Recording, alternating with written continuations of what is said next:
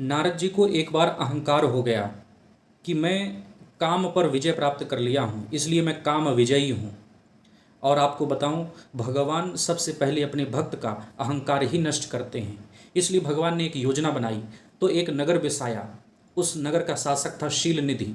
उसकी कन्या परम सुंदरी थी। तो एक बार उसके स्वयंवर का आयोजन किया गया। नारद जी उस नगर में पहुंचे और शील निधि की उस कन्या को देखा तो उसके रूप लावण्य को देख करके मोहित हो गए और उसे पाने की कामना करने लगे।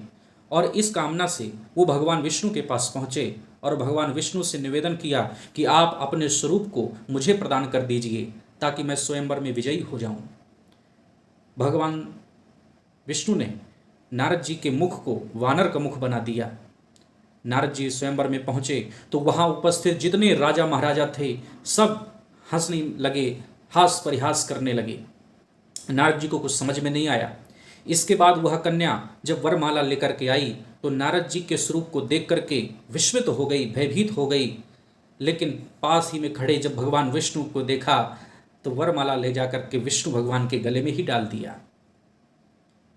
नारद जी को अब भी कुछ समझ में नहीं आया।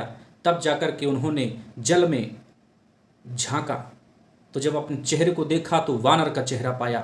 तो क्रोध में भर गए नारद जी और पहुंच गए भगवान विष्णु के पास और जाकर के भगवान विष्णु को कहा कि जिस प्रकार से आपने उस कन्या को मुझसे अलग किया है, मैं उसके रूप पर मोहित था, उसी प्रकार हे विष्णु, एक दिन आपको भी अपनी पत्नी के वियोग में तड़पना होगा।